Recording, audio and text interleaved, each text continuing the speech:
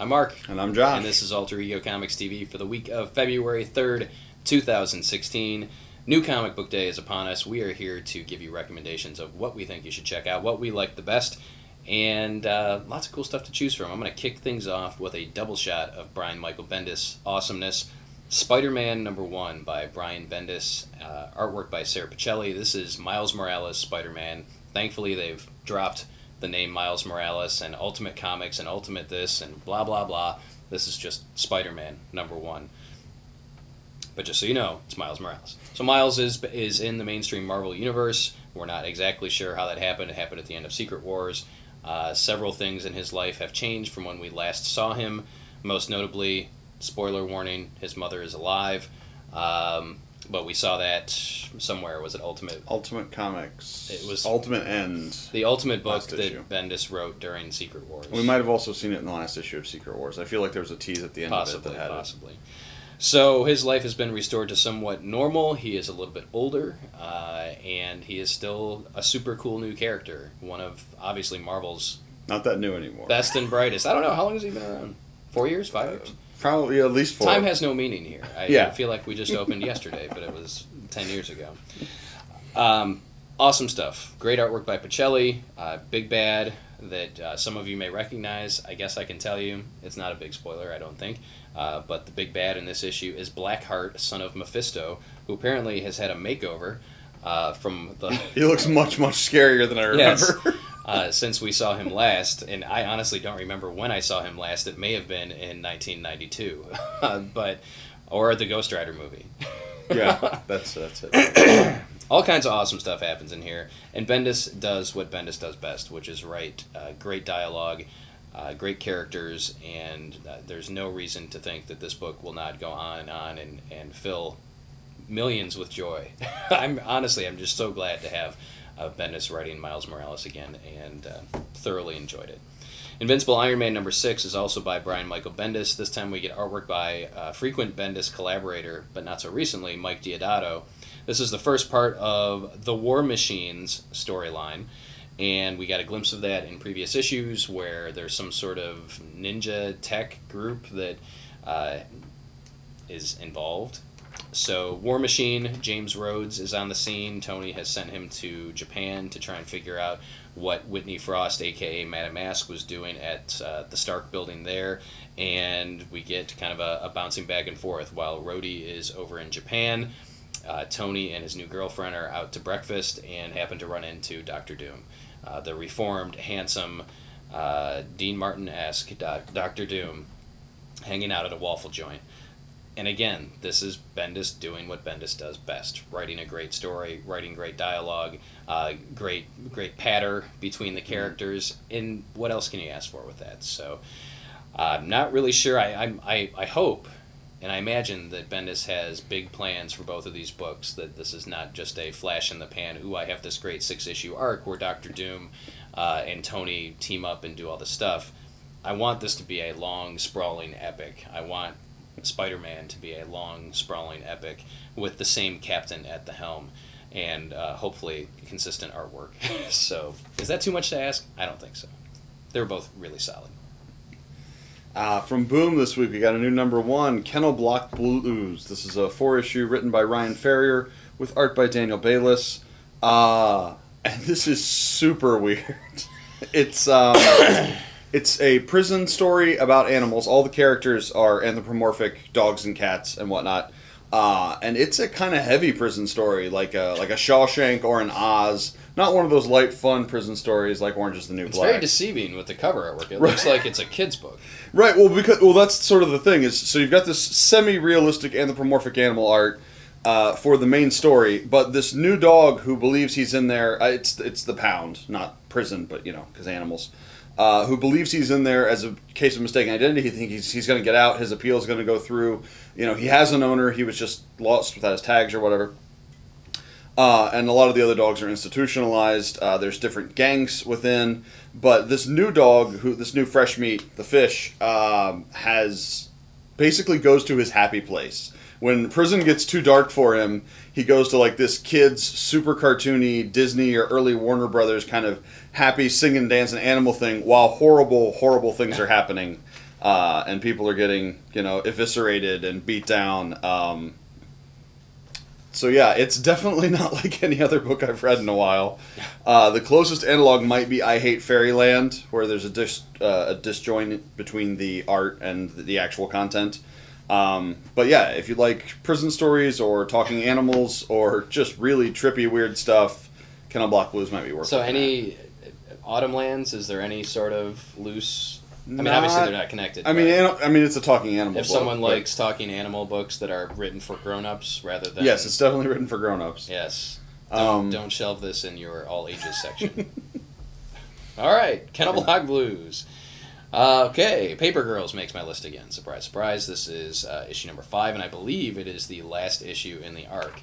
I could be wrong, but stuff happens. So there you go. by the end of the issue, it's very much kind of like what Brian K. Vaughan did over at Saga. At the end of certain arcs, we kind of leap forward a little bit, and things change, and there are major moments that happen, and this is one of those issues. So the great thing about Paper Girls, at least for us, I think we still have all the previous issues in stock. God knows why, because it's really good and it's Brian K. Vaughan. I guess we've stocked up because we want to have it until we get the trade. So major things happen in this issue of Paper Girls, and you won't want to miss what happens. Next up, we've got a Marvel twofer with Captain Marvel #2, written by Michelle Fazekas and Tara Butters. Fazekas. Okay. Wasn't the guy that was one of the main Muppet builders, wasn't his last name Fazekas? I have no idea. That's why Fozzie was named. He was actually named after that guy. Yeah. Google it.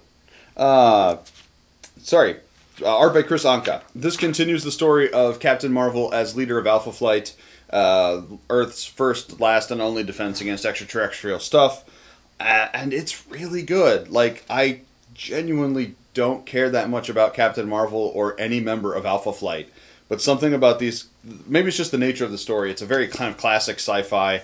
It has a little bit of a kind of like an Aliens feel, or where they're exploring this ship that's shown up with the Captain Marvel symbol on it, which is actually, I guess, just a Kree symbol. But I mean, Carol's narrating in her head. She's like, "I've seen this movie. This never goes well," and predictably, it doesn't. I like the interplay between the different Alpha Flight members. I kind of like Abigail Brand more than I did when she was in charge. Now that she's sort of in the mid tier, she's still authoritative, but she has to answer to someone. And yeah, I don't know. I enjoy it. I can't put my finger on why necessarily, but Captain Marvel is a lot of fun every month, whenever it comes out. That's Marvel. It could be every week. The other one in the all-female rock block from Marvel is A-Force, co-written by G. Willow Wilson and Kelly Thompson, with art by Jorge Molina. And this continues the story of Singularity, sucked from one of the sub-universes Arcadia, from Secret Wars. From Secret Wars. Yeah. It doesn't exist anymore. Not there. And as she acclimates and runs into characters that she knew in the other reality, honestly, I will sign up for any book that lets me see a runaway in action. And this one brings back Nico Moru, the what was her name? Sister Sledge. No, Sledge. I grew up in the 70s. I was alive in the 70s. Sister Grimm. Yes, was her superhero name, and she has the Staff of One, which allows her to cast any spell, but only once. And you get kind of a little bit of insight into how she's using that, and I always thought that was one of the coolest powers in that book. And yeah, so we're bringing Captain Marvel in as well. Carol Danvers shows up, and we get to see everyone's favorite 70s disco star turned roller derby person, Dazzler. And yeah, A-Force is just fun. It's just like stuff happens, the book keeps moving, they banter, and it's just a light, enjoyable read. And that is what I need sometimes. It is. When I have to read about Batman and the Joker bleeding into each other's mouths and stuff. When I have to read about anthropomorphic dogs getting shanked. Right? After being shanked. It might be doggy. Oh, never mind. Oh, God. Hey-oh. A-Force is great. It's really hard to put... It's hard to put it into a sentence or two, but to see all of it, especially for someone like me who grew up reading comics in the 80s, I was a big Dazzler fan in the 80s. I had the outfit, no. But to read all these characters, and you can tell that G. Willow Wilson and Kelly Thompson have an attachment to them, and that's always what makes stuff better, when people care about the characters that they're writing about. Nailbiter number 20 is the end of an arc, and it's the beginning of a short break, well, actually a 2-month break for Nailbiter. Stuff goes down the end of this issue, much like Paper Girls, but completely different. So Nailbiter 20, you want to check out if you've been reading Nailbiter. If you haven't, I want to put in a plug for the deluxe hardcover of Volume 1, which comes out next month. It collects issues 1 through 10 with a bunch of bonus material. If you want it, pre-order it with us, pre-order it with your local comic shop. I'll be honest with you, we don't have a lot of success selling the deluxe hardcovers of Image books. I think it might be because people are either buying them singly to get the bonus material, something like Fade Out or Saga, where you don't get that stuff if you wait for the hardcover or the trade. We also have a lot of people that buy these in softcover volumes, so we don't have a lot of people that jump on these deluxe hardcovers. I'm a fan, I know he's a fan, so if you want the deluxe hardcover of Nailbiter Volume 1, please pre-order with us, pre-order with your local comic shop, and actually there's a plea from Joshua Williamson at the back of this issue asking you to do that so that people can find it. So I'm going to order one for myself because I really like Nailbiter. So do all these people on the back. Nobody else. Sorry, I was looking for a name. No. I was waiting for something to jump out. Random Internet Person 26? Yes. Yeah. Cool. Okay. You see that? Oh, I do. I can do that. Yeah, and finally for me, and then we'll bounce back to Josh, just more of a public service announcement for all of you Deadpool maniacs. The Mercs for Money #1 is out this week. This is a new series, a new Deadpool series, obviously, written by Cullen Bunn, who has a lot of experience with the Merc with a Mouth, writing all of the Deadpool Versus books, writing the Kilogy, the Deadpool Kilogy books. This one, I think, is toned down a little bit. It is not for mature readers. It is parental advisory, so it's a PG-13 book. And, of course, because it's a PG-13 book, you get a bonus free copy of Spidey #1 in here, which they probably wouldn't include with an R-rated Deadpool comic. I would hope not. So, if you want to get in at the ground floor of a new Deadpool series... I heard there's a movie coming out. Is that right? It's like next week. Wow. It'll be here before we know it. And that Green Lantern guy's in it. Yeah. It's that guy from Waiting. Yes. Guy from... Luis Guzman? Two Guys, a Girl, and a Pizza Place? Yeah. So Mercs for money. They work hard for their money. You gotta treat them. Come get it. 80s references day, man. Yes. Last up for me, we've got The Mirror #1 from Image. This is by Emma Rios and Hui Lim. I think Rios is writing, actually. She is, yes. Which is weird, because she's normally an artist. They're not exclusive. But there's some difference in skill set there. Todd McFarlane can't write, and I'm sorry. I said it, Todd. Sorry, Mr. McFarlane. Todd McFarlane can't write without getting sued by somebody. You can come to Alter Ego Comics anytime you want. We'll make Josh stay home that day. Wow. The Mirror is another entry in super weird territory. This is sort of a fantasy setting. I've heard it's actually loosely tied or in the same vein as the Arclight book, also from Image, but I'm not reading Arclight, so I can't actually speak to that. But it starts off with the story of a kid and his dog, and he, loves his dog, and this weird, Island of Dr. Moreau magic science guy is trying to turn animals into other things, into, people. So, his dog becomes kind of like a dog girl, and then that gets a little weird, and I'm not entirely comfortable with that. Well, we can go to jail in Ohio for this stuff, folks. You got to be careful what you're putting in these funny books. There's nothing like that, but it's definitely, once you start making animals have feelings and stuff, it gets weird. But it's very interesting. Then we get a time jump into the future. This little boy whose dog gets taken away, his dog girlfriend, whatever thing,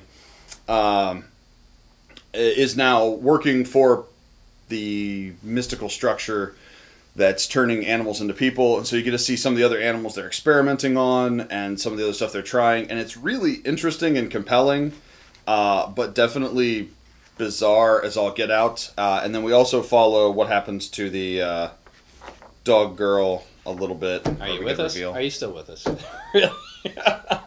It's so weird, but if you like bizarre fantasy stuff and anthropomorphic animals, it's worth a look. And that's the thing about comics. What we like, you may not like. What I like, he may not like. there's so much variety in comics these days, and that's one of the things that make the comics so awesome, because this is going to be perfect for somebody. Not me, but it's going to be perfect for somebody. You know, the superhero stuff is perfect for a lot of people. The horror stuff, plenty to choose from. Lots of choices this week. And every week on New Comic Book Day. So if you haven't done so yet, get out to your local comic shop, get some new comics, ask for some recommendations. They're there to help. We're here to help. We want to see you soon. We're going to bypass our top 5 list this week due to time constraints, but I do want to give a shout out for an event that we have going on the first Saturday in March, and you may also find it at your local comic shop. It's the In-Store Convention Kickoff, which is happening at a limited number of comic shops across the country. It features live streaming panels all day from some of your favorite publishers, including Marvel, DC, Image, Dark Horse. Some of the guests so far include Kelly Sue DeConnick and Matt Fraction, Marguerite Bennett, Scotty Young, just added yesterday, Rick Remender. Lots of folks. The Witchblade guy, the artist, I finally get to hear how to pronounce his name. Oh, Cedric? That guy. Stefan Sipchik? Yeah, yep, he will be there. Matt Hawkins, who does Think Tank and Symmetry and lots of other books we like. So what you're going to do, you will have more info, but if you're local, hit up our Facebook page and look at the events, and you'll find some details there. But we've got some cool stuff in the works for that day in addition to the live streaming panels. So tune in, hit up your local comic shop, and find out if they're doing it. I think it's going to be really cool. This is the second year. Yeah. We were one of the pilot stores last year. I think we were one of 30 in the country to do it, and it was neat. And I think that they're going to refine things and fine-tune things a little bit, and lots of talent on board this year. So mark your calendar, Saturday March 5th from noon until 8 here at Alter Ego Comics, and probably a few other places. That's it. If you like the episode, give us a thumbs up, share with your friends, family, complete strangers. We'll see you next time.